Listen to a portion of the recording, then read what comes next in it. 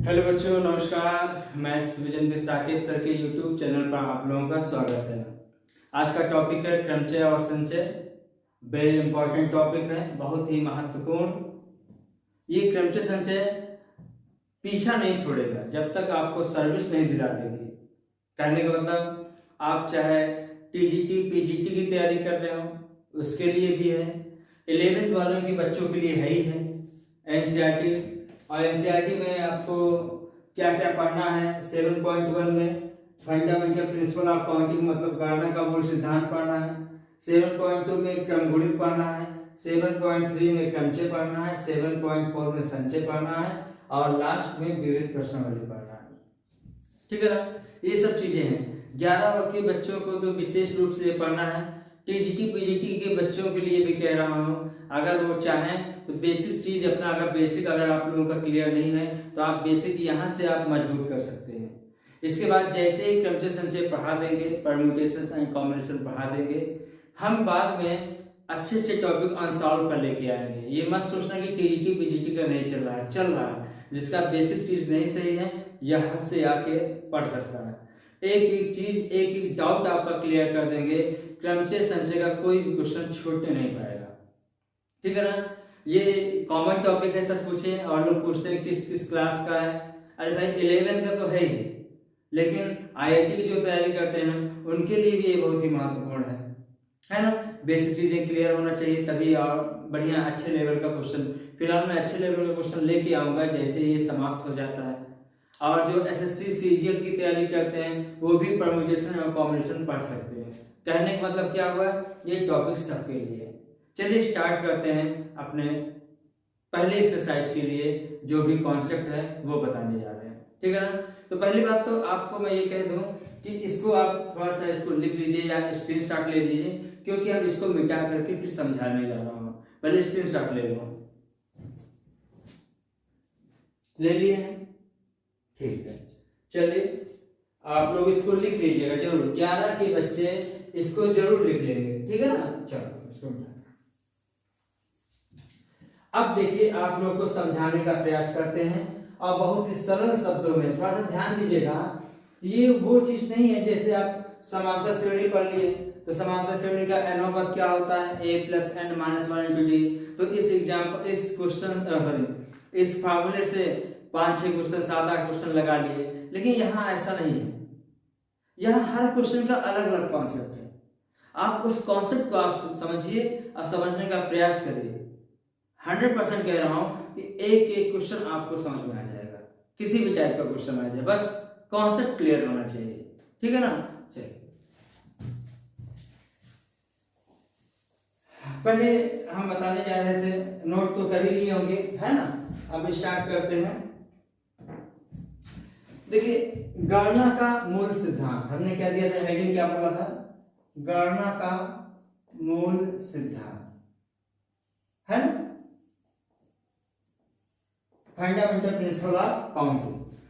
तो इसके दो सिद्धांत हैं। पहला क्या था, गुणन सिद्धांत। तो चलिए पहले आपको एक एग्जाम्पल की हेल्प से समझाने का प्रयास करते हैं।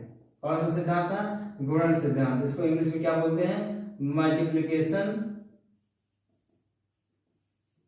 प्रिंसिपल।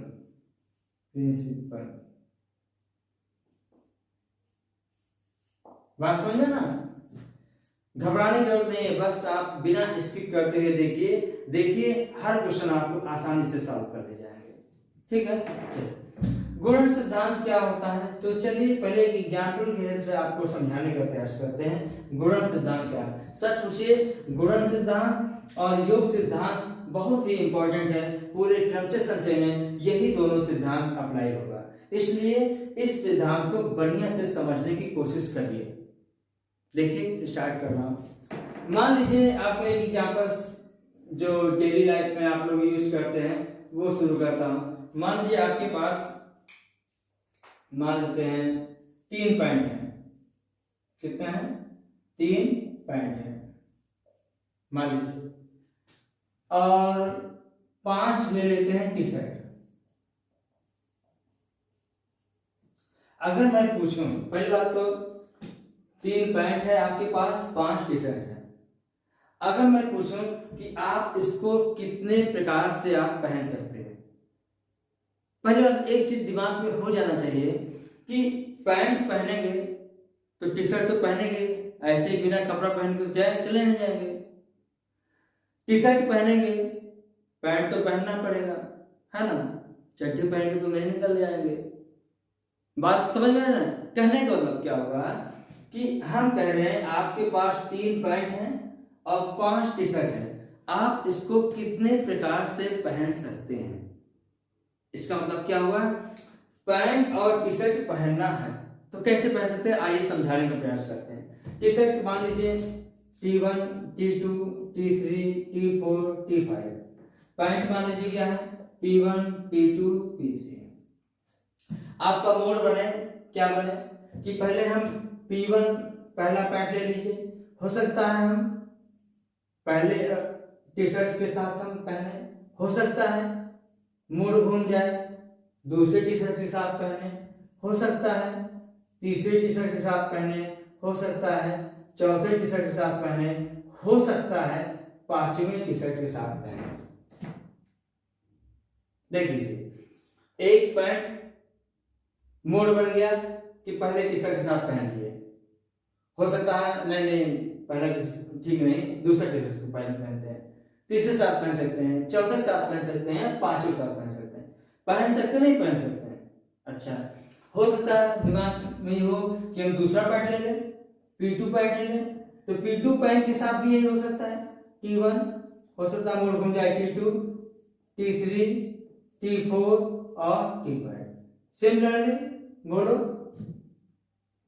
सिमिलरली P3 के साथ भी मोड घूम सकता है, हो सकता है T1, T2, T3, T4, T5। कहने का मतलब क्या हुआ, कहने का मतलब आप स्कूल कितने, ये कितना पैंट, पहली पैंट पहने, पहली पैंट के साथ हो सकता है पहला टी शर्ट या दूसरा या तीसरा, कितना हो गया इसमें 5 तरीका, इसमें कितना हो गया 5 तरीका, ठीक है ना।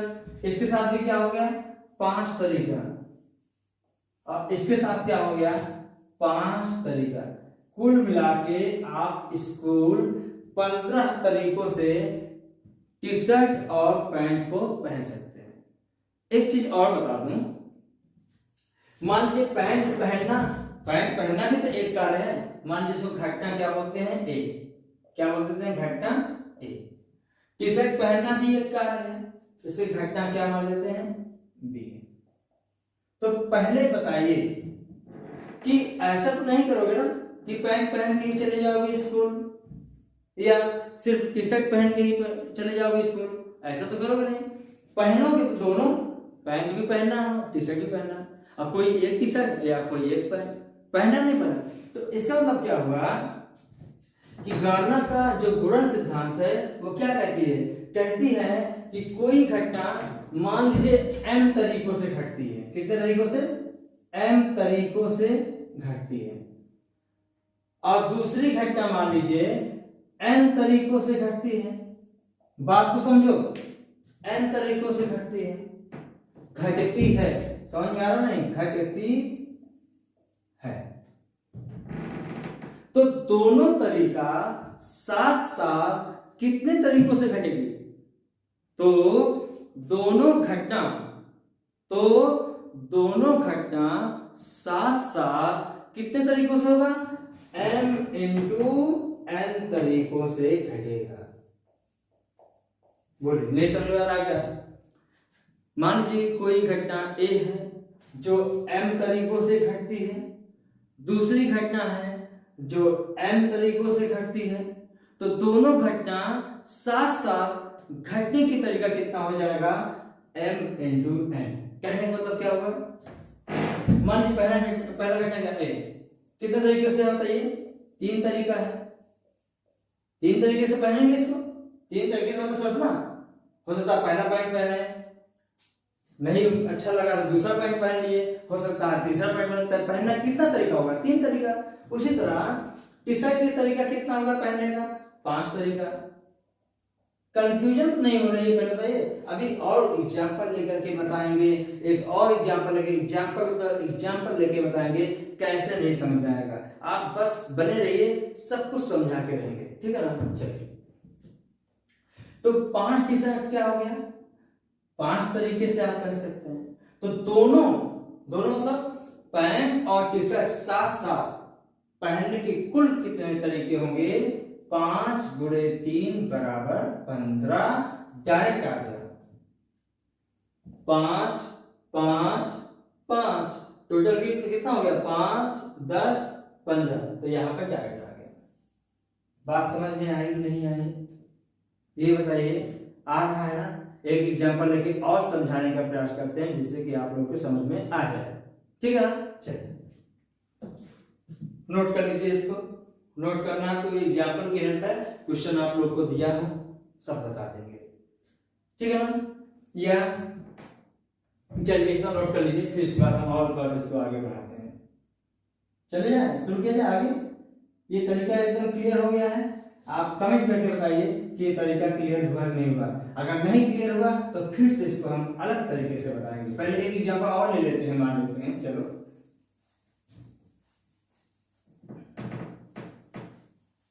एक अक्सर मैं एक एग्जांपल लेता रहता हूं। मान लीजिए कि आपको प्रयागराज से, पुराने बच्चे तुरंत समझ जाएंगे मेरे साथ, प्रयागराज को आप भूले नहीं। अरे प्रयागराज तो भाई अपना कर्मस्थली है, तो इसको कैसे भूल सकते हैं। प्रयागराज से मुझे जाना है मान लीजिए कानपुर। प्रयागराज से कितना जाना है बताइए? कहाँ जाना है? कानपुर। बात को समझिए। और आपके पास 5 बस है। कितने बस है? 5 बस है। तो ध्यान देना है, प्रयागराज से कानपुर जाना है और कानपुर से प्रयागराज जाना है। बात को समझ में आ रही है? अब 5 बस है, मान लीजिए B1, B2, B3, B4 और B5। ये चीज समझ में आ गया ना? गुणन सिद्धांत समझ में आ गया तो सब कुछ समझ में आ जाएगा। बस आप लोग थोड़ा सा धैर्य रखिए, ठीक है ना। चलिए, अब मान लीजिए आप हम कहें प्रयागराज से कानपुर और कानपुर से प्रयागराज, आप कितने तरीकों से आ सकते हैं? तो बात को समझिए। अगर मान लीजिए पहली बस से गए, मतलब प्रयागराज से कानपुर में कितनी बस चलती हैं? 5 बस चलती हैं। सपोज दैट, मान लीजिए पहली बस पकड़ लिए। अभी मत कहना सर रास्ते में पंचर हो गई, तो पंचर नहीं हो रही, जा रही वहां पहुंचेगी कानपुर। मान लीजिए पहली बस गई, यहाँ प्रयागराज से निकली, कहां पहुंचा? कानपुर। अब कानपुर से आपको वापस आना है प्रयागराज, तो यहां पर कितनी गाड़ियां मिलने के चांस है? यहां पर गाड़ियां 4 बस मिलने के चांस है। अगर मान लीजिए पहली गाड़ी से गए, अब ये तो कहेंगे नहीं पहली गाड़ी से गए, अरे भाई हमको प्रयागराज में जरूरत है, तुरंत निकलिए। अरे भाई सरकारी बस है, किसी एक के लिए नहीं चलेगी कि इतना गुंडाई करने लगे कि पहली बस को यहाँ गई कानपुर, अरे भाई हमको काम पड़ गया, तुरंत निकलिए यहाँ से। ऐसा तो हो नहीं सकता। ये बस यहाँ रुकेगी, तो यहां से कानपुर से बस प्रयागराज के लिए कितनी मिल सकती हैं? 4 बस। कौन कौन? B2, B3, B4 और B5 मिल सकती है। नहीं बताओ पहले।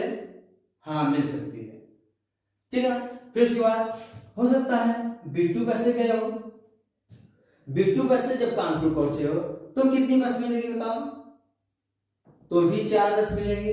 कौन कौन मिल जाएगा? B2 से गए हो तो B1 मिल सकती है, B3 मिल सकती है, B4 मिल सकती है, B5 मिल सकती है। इसी तरह B3 बस से अगर जाना हो तो कौन कौन बस मिल सकती है? बोलो। यहां से यहां पहुंच गए, यहां से कितना बस मिलेगी? अब तो समझ में आ गया होगा। B1, B2, B4 और B5। कहने का मतलब क्या हुआ? पांचों बसों में से कोई भी बस पकड़ेंगे तो कानपुर पहुंच जाएंगे। तो प्रयागराज से कानपुर कितना तरीका? 5 तरीका। 5 तरीका समझ में आया? कैसे हुआ? 5 तरीका समझ में आया? भाई B1 B2 B3 B4 B5 किसी भी बस से जाइए कानपुर पहुंच जाएंगे। अब देखिए वहां से कितना तरीका आने के हैं, 4 तरीका, कोई भी 4 बस मिल जाएगी। किसी भी बस से जाइए और यहाँ पर कोई भी 4 बस मिलेंगी, क्योंकि जिस बस से आप जाएंगे तुरंत वो बस वहां से नहीं निकलेगी। तो पॉसिबिलिटी यहाँ पर कितनी बस मिलेंगी, 4 बस यहाँ पर आपको मिल सकती हैं। तो प्रयागराज से कानपुर 5 तरीका और कानपुर से प्रयागराज क्या होगा, 4 तरीका। क्यों, क्योंकि जिस बस से जाओगे वो बस तुरंत नहीं निकलेगी वहां से। तो कितना होगा, गुणन सिद्धांत हो गया 5 और 20। अगर हम एक चीज में कहें, एक गुणन सिद्धांत अगर मैं समझाना चाहूं एक लाइन में, तो कह दें कि अगर एक बार में काम कंप्लीट नहीं हुआ तो क्या कहेंगे, गुणन सिद्धांत। कैसे भाई, टी शर्ट और पैंट पहन लोगे तो काम तो चलेगा नहीं, टी शर्ट भी पहनना पड़ेगा, या टी शर्ट पहन लिए तो टी शर्ट पहन के तो काम चलेगा नहीं, पैंट भी पहनना पड़ेगा। तो एक साथ में काम नहीं हो रहा है, एक साथ काम नहीं हो रहा है। क्यों, क्योंकि टी शर्ट पहन रहे हैं फिर पैंट भी पहनना पड़ेगा। बात समझ में नहीं है, यहां पर भी क्या एक बार में काम हो गया, एक बार में काम नहीं हुआ, क्योंकि यहां से यहां पहुंचे, हमको यहां से यहां आना था। तो गुणन सिद्धांत समझ में आ रही है कि नहीं आ रही है। हम कहते हैं एक लाइन में एक बार में अगर काम कंप्लीट ना हो, एक बार में काम कंप्लीट ना हो तो वहां पर गुणन सिद्धांत यूज करें। इसको एक लाइन लिख लीजिएगा, जब जब क्वेश्चन आएगा तब तक हम इसको दोहराएंगे और समझाने का प्रयास करेंगे।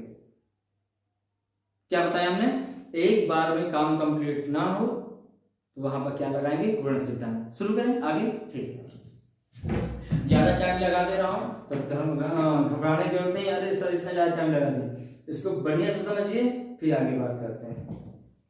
अगर ये समझ में आ गया तो परम्यूटेशन, कॉम्बिनेशन, ट्रांसलेशन और प्रायिकता ये ऑटोमेटिक समझ में आने लगेंगे। अब आइए आगे बढ़ते हैं।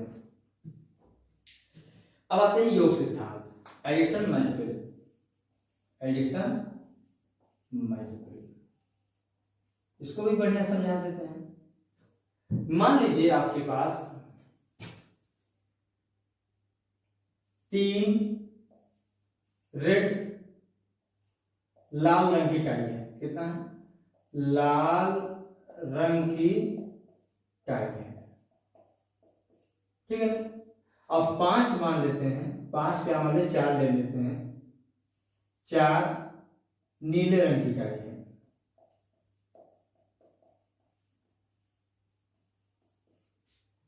4 क्या है, नीले रंग की टाई है। अब बात समझिए, कोई क्वेश्चन देखने से ही पता चल जा रहा है। देखिए क्या है, योग सिद्धांत क्या कहते हैं, यदि 2 घटनाएं जो कि एक साथ घटित ना हो तथा वह स्वतंत्र रूप से क्रमशः m तथा n तरीकों से घटित हो सकती है, तो उनमें से कोई एक घटना घटित होने के तरीके m+n होगा। कहने का मतलब क्या होगा भाई, आप मान लीजिए पैंट शर्ट जो भी है पहन लिए, पैंट शर्ट पहन लिए, मान लीजिए आप टाई लगाना है, आप तो ऐसा तो करोगे नहीं कि लाल रंग की भी टाई लगा लोगे और नीले रंग की भी टाई लगा लोगे, क्या ऐसा करोगे क्या, ऐसा तो करोगे नहीं, कोई एक ही टाई पहनोगे। ये तो कह रहा है यदि 2 घटनाएं जो कि एक साथ घटित ना हो, मतलब नीले रंग की और लाल रंग की एक साथ तो पहनोगे नहीं, और वह स्वतंत्र रूप से क्रमशः m तथा n तरीकों से, मतलब क्या होगा, अब देखिए स्वतंत्र रूप से क्या होगा, या तो 3 लाल रंग की टाई में कोई एक पहन लेंगे, या 4 नीले रंग की टाई में कोई एक पहन लेंगे, तो कुल टोटल कितना तरीका होगा टाई पहनने के लिए, टाई पहनने के लिए कुल कितना तरीका होगा, 3 + 4 बराबर क्या हो गया, 7। नहीं समझ में आया क्या, आया कि नहीं आया, ये तो बहुत आसान हो गया होगा, है ना। 3 रंग, भाई दोनों टाई एक साथ तो पहन सकते हो कि पहन सकते हो, नहीं पहन सकते हो, तो 3 लाल रंग की टाई कितने तरीका होगा, 3 तरीके से आप पहन सकते हो। चाहे पहली टाई 1 रेड लाल है ना, R1 मान लीजिए, R2 मान लीजिए, R3 मान लीजिए, टाई है, हो सकता है ये टाई पहनो हो सकता है ये टाई पहनो, हो सकता है ये टाई पहनो। तो पहनने के कितने तरीके हो गए? 3 तरीके। 4 नीले रंग के हैं B1, B2, B3 और B4। हो सकता है ये टाई पहनो, हो सकता है ये टाई पहनो, हो सकता है ये टाई पहनो, हो सकता है। पहनने के कितने तरीके? 4 तरीके। और चारों क्या स्वतंत्र रूप से हैं, तो उनमें से कोई एक घटना, कोई एक टाई पहनने के कुल कितने तरीके होंगे? M+N तरीका होगा। क्या आप लोगों को समझ में आ रहा है? एक एग्जांपल और देते हैं, फिर आते हैं एक्सरसाइज पर। मुझे लग रहा है आप लोगों को 90% तो समझ में आ गया होगा। अगर नहीं आ रहा है तो क्वेश्चन के हेल्प से और समझाने का प्रयास करेंगे। आइए देखें, जैसे एक एग्जांपल लेते हैं। मान लीजिए आपको प्रयागराज से कहाँ जाना है, सीधे अमेरिका पहुंचा देते हैं आप लोगों को। और बुलेट ट्रेन भी बनवा दिए। मोदी है तो मुमकिन है, ऐसा नहीं है क्या? और हवाई जहाज।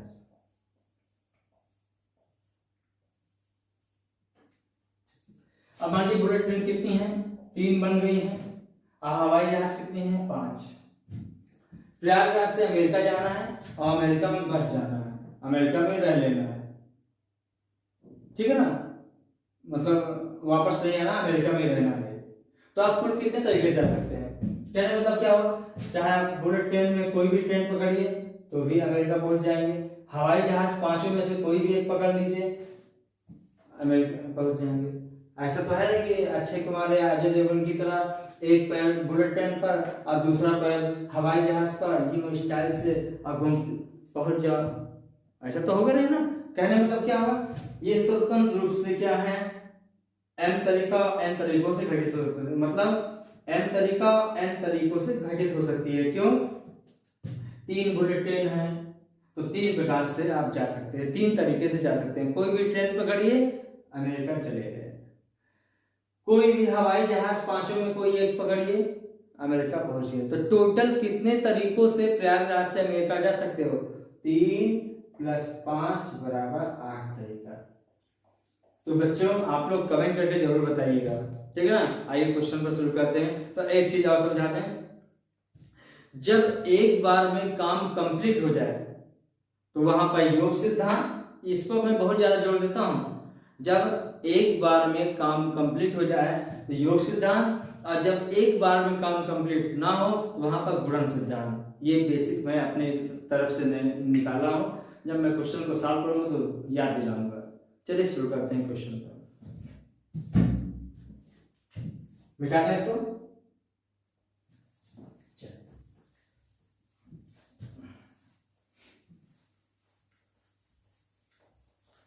तो योग सिद्धांत और गुणन सिद्धांत आप लोग को समझ में आ गया है कि नहीं? गुणन सिद्धांत क्या होता है? जब दोनों घटनाएं साथ साथ होता है। योग सिद्धांत क्या होता है? जब उनमें से कोई एक घटना हो तब योग सिद्धांत का यूज किया जाता है, ठीक है ना। पढ़ेंगे तो और समझ में आएगा। चलिए शुरू करते हैं। नेक्स्ट क्वेश्चन आते हैं। आइए 7.1 का पहला क्वेश्चन क्या लिखा है? आप लोग को एग्जाम्पल सहित बताएंगे, परेशान मत होना, लेकिन पहले एक्सरसाइज लेके चल रहा हूं। क्या लिखा है? अंक 1, 2, 3, 4 और 5 से कितनी 3 अंकीय संख्याएं बनाई जा सकती है? कितने 3 अंकीय संख्याएं बनाई सकते हैं यदि अंकों की पुनरावृत्ति अनुमति हो, अंकों की पुनरावृत्ति अनुमति ना हो। इससे पहले कि मैं ये क्वेश्चन बताऊं, एक एग्जाम्पल की हेल्प से आपको थोड़ा सा एक्सप्लेन करके मैं बताने की कोशिश करूंगा, ठीक? चलिए मान लीजिए आपके पास 3 अंक हैं। कौन कौन मान लेते हैं? 3 ले लेते हैं 2 और 7 ले लेंगे, ठीक है। कितनी संख्या, कितने हैं, कितने अंक हैं? 3 अंक हैं। 3 को जाओ 4 ले। कितने अंक हैं? 3 अंक हैं, 1, 2, 3। हमें 2 अंकों की संख्या बनानी है। बात को समझिए, अगर इसको समझ लिए तो आप लोग को यहाँ पर फीलिंग आने लगेगी। ये फार्मूला वाला नहीं है कि एक फार्मूला बता दिया कैसे आ गया, थोड़ा सा समझना पड़ेगा और बहुत मजेदार है।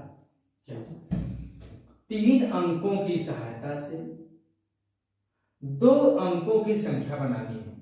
तो आप क्या करेंगे, पहले इसको हम एक्सप्लेन करके बताते हैं। क्या क्या बना सकते हैं, 42 बन सकती है, 47 बन सकती है और 27 बन सकती है।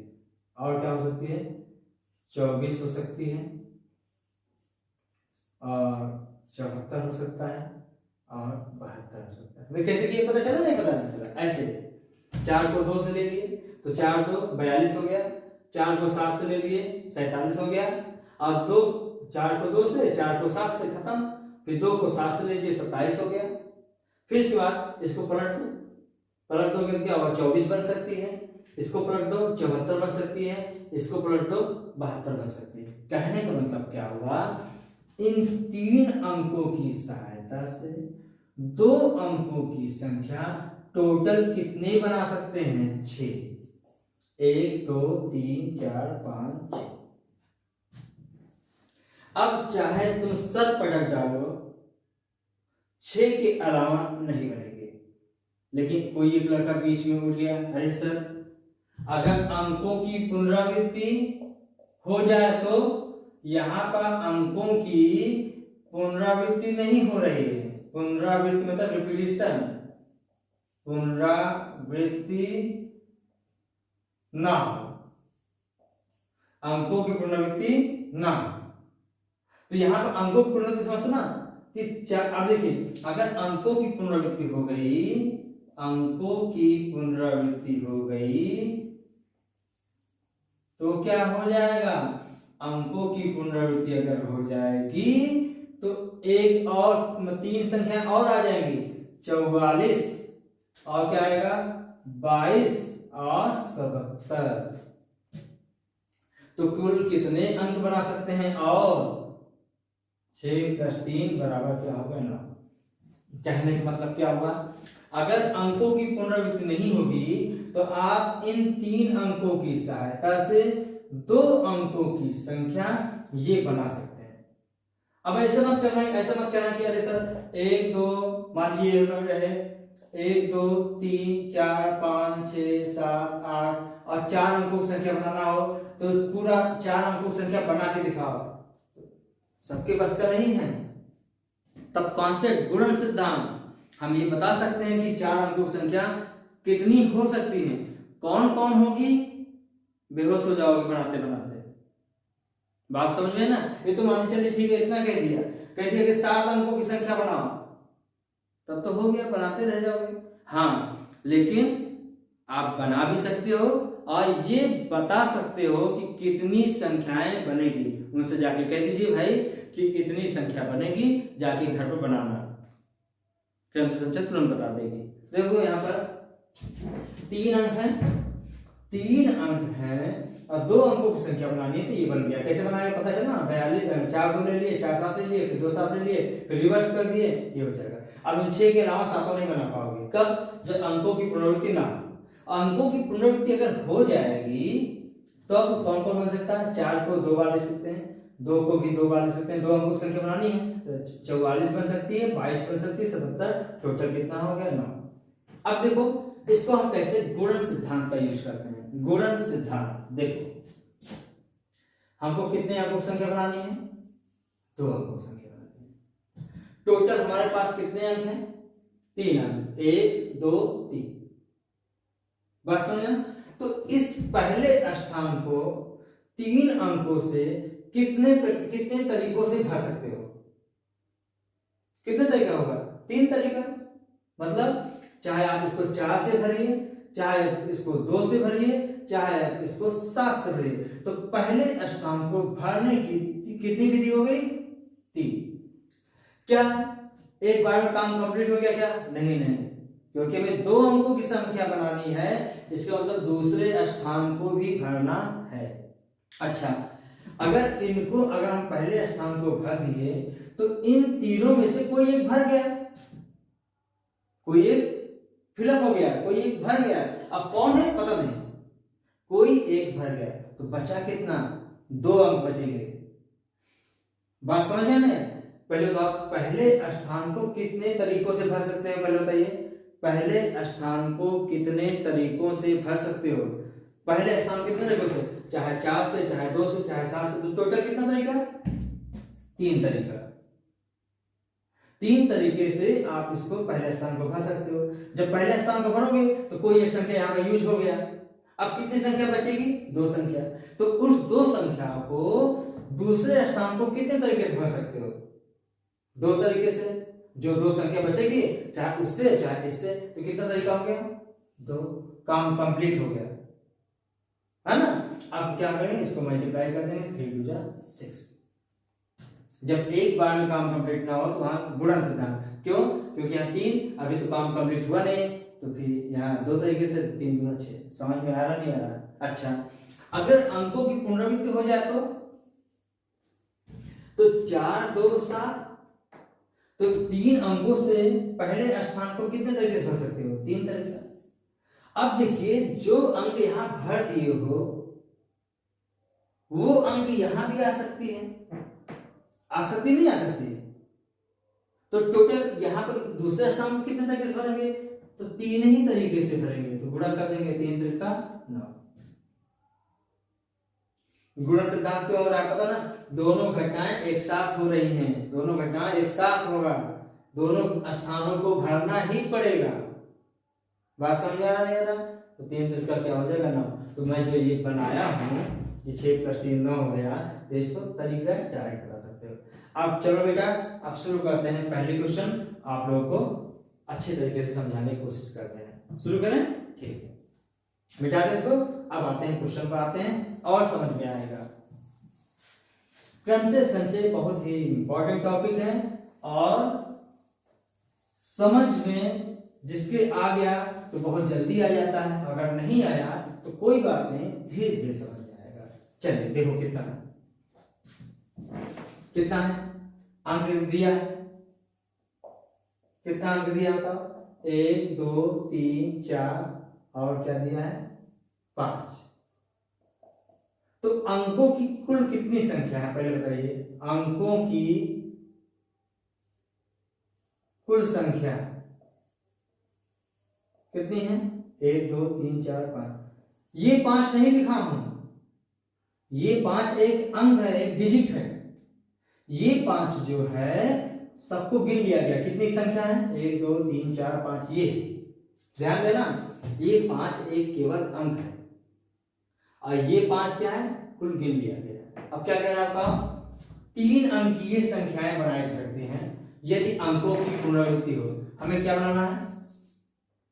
पहला क्या है? अंकों की, बोलो क्या लिखा है? अंकों की पुनरावृत्ति अनुपति है, मतलब अंकों की पुनरावृत्ति होगी। पुनरावृत्ति संभव है, पुनरावृत्ति है, बस इतना लिख देते हैं। कितने स्थान बनाए? 3 से। 3 अंकीय संख्या को समझते ना, 3 अंकों की संख्या। जैसे मान लीजिए 432, ये क्या हो गया? 3 अंकों की संख्या हो गई, है ना। और बनाना है, देखिए हमको किससे बनाना है? हमें इससे बनाना है। अब ये देखिए, पहला स्थान है, ये क्या है? दूसरा स्थान है, ये क्या है? तीसरा स्थान। अंकों की पुनरावृत्ति है। अच्छा, तो ये बताइए, पहले स्थान को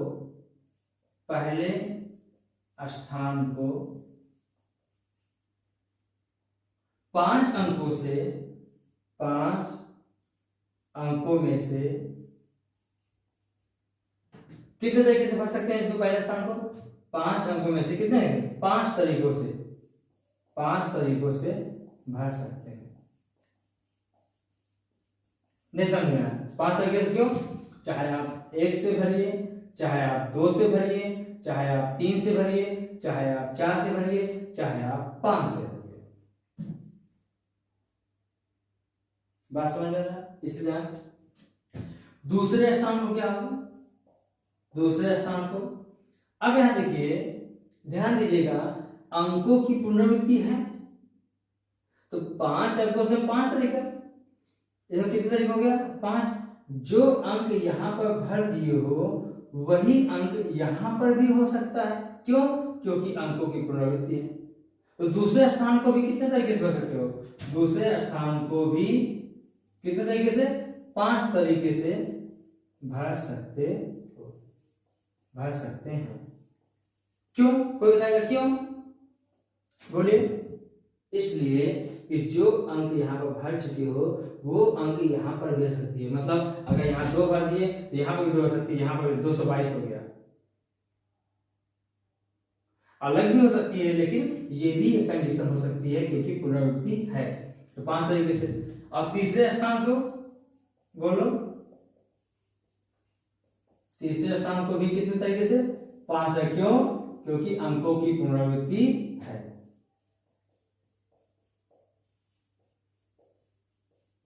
बताइए समझ में आ रहा नहीं आ रहा? अतः गुणन सिद्धांत से, से 3 अंकों की कुल संख्या कितनी बनेगी? 3 अंकों की कुल संख्या।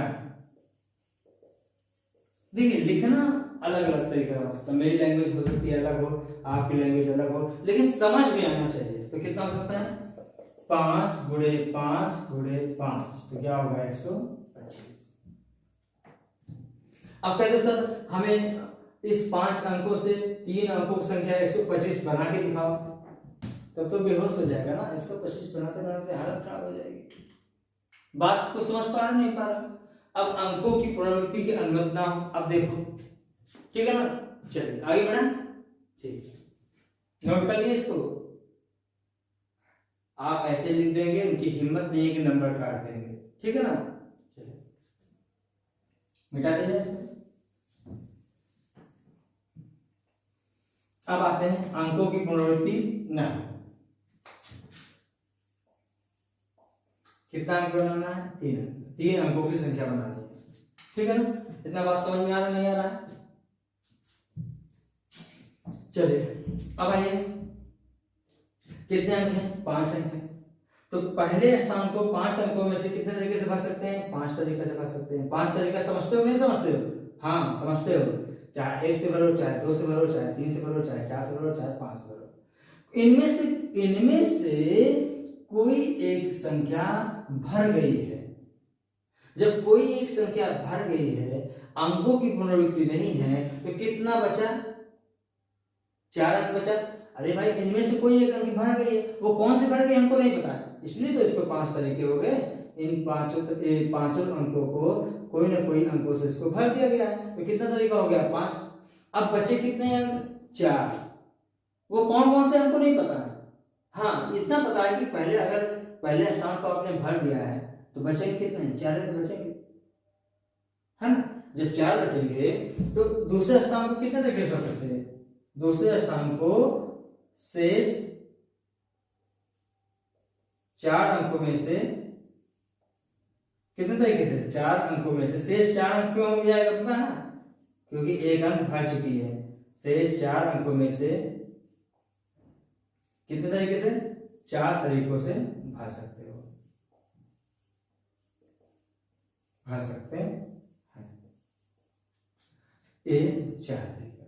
अभी काम कंप्लीट नहीं हुआ, अभी तीसरे स्थान को भी भरना है। अब बताइए इनमें से कोई एक नंबर यूज हो चुका है। अब बचा कितना? अब बचा 3 अंक। एक यहां पर कोई यूज हो गया, एक यहां पर कोई यूज हो गया, तो कितना बचेगा? 3 बचेगा। तो शेष अब तीसरे स्थान को क्या होगा? शेष कितना बचेगा? 3 अंकों में से कितने तरीके से भर सकते हो बताओ? 3 तरीके से। भाई 3 कोई भी किसी भी भर सकते हो 3। अब यहाँ क्या होगा? अब काम कंप्लीट हो गया। एक बार कंप्लीट नहीं हुआ था, इसको हम यहाँ क्या लगाएंगे? गुणा। अतः गुणन सिद्धांत से क्या होगा? 3 अंकों की कुल संख्या कितना होगा? 5 गुणे 4 गुणे 3, 5 और 20 3 60।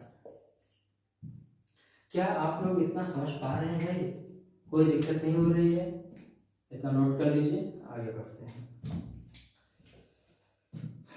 चलिए अब आगे बढ़ते हैं। ये इसको मिटा देना, ठीक।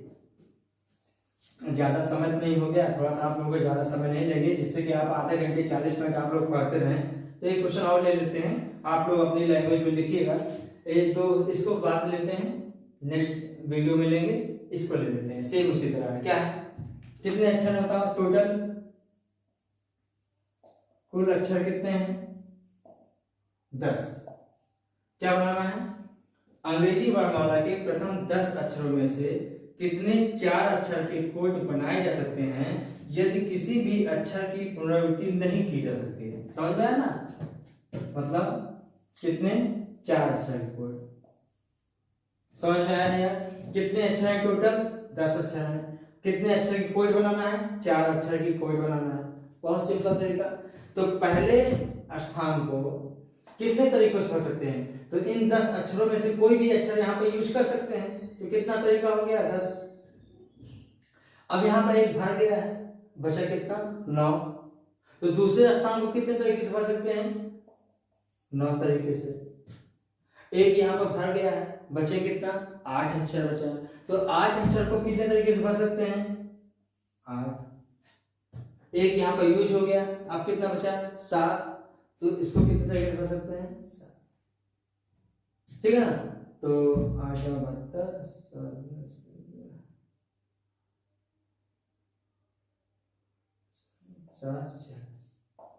ठीक है ना? तो कितने कोड बना सकते हैं? 50 140 कोड 4 अक्षरों का आप बना सकते हैं। आप ये मत कहना सर हमको बना करके दिखाइए। 4 अक्षरों का कोड आप बना के दिखाइए। तो कितना बनेगा? 5040। 10 अक्षरों में से 4 अक्षरों का कोड कितना बनेगा? 5040। बनाते बनाते रात बीत जाएगी। बात को समझ पा रहे नहीं पा रहे हमें बताइए। तो आज का पहला क्लास था क्रमचय और संचय। तो अब ऐसा इसको आप जब हम क्रमचय पढ़ाएंगे ना, जब हम क्रमचय पढ़ाएंगे तो इसको एक लाइन क्या डायरेक्ट फार्मूला में हम इसको एक फार्मूला होगा, हम बताएंगे आपको NPR equal factorial N/N-R factorial. ये बातें बाद में बताएंगे, इसको प्रूव भी करेंगे। हम इस तरीके से भी इसको सॉल्व कर सकते हैं, घबराने की जरूरत नहीं है। फिलहाल मुझे लगता है गुणन सिद्धांत और योग सिद्धांत आपको समझ में आ रहा है। कोई बात नहीं है, ये पहला क्लास था। दूसरे क्लास थोड़ा सा और बढ़िया से इसको कोशिश किया जाएगा कि समय आपका न लिया जाए। पहली बात तो हम आपका समय नहीं ज्यादा लेना चाहते हैं, 35 से 40 मिनट तक लेना चाहते हैं। बस इतना हो गया। आप लोग इसको पढ़िएगा। मिलते हैं नेक्स्ट वीडियो में। दूसरा क्वेश्चन बताएंगे, दूसरा, चौथा, 5वां, 6वां और 2-3 एग्जाम्पल हैं। तो अगले वीडियो में 7.1 के जो क्वेश्चन बचे हैं और जो एग्जाम्पल अच्छे हैं उसको हम बताएंगे। तो सभी बच्चों से रिक्वेस्ट है कि आप लोग अपने अपने दोस्तों को आप शेयर करिए। खूब भारी मात्रा में आप लोग जुड़िए, जिससे कि हम लगभग 11th और 12th के सारे टॉपिक हम अपलोड कर रखें। पहली बात, हम जो टॉपिक ले रहे हैं कॉमन है। एक्चुअली मैं टीजीटी पीजीटी का भी चला रहा हूँ, तो टीजीटी पीजीटी के बच्चे भी इसको पढ़ सकते हैं। क्रमचय संचय बहुत कम लोगों को समझ में आता है, इसीलिए हम ये टॉपिक लेके चले हैं। मुझे विश्वास है कि आप लोग को समझ में आ रहा है। मिलते हैं नेक्स्ट वीडियो में। Thank you so much.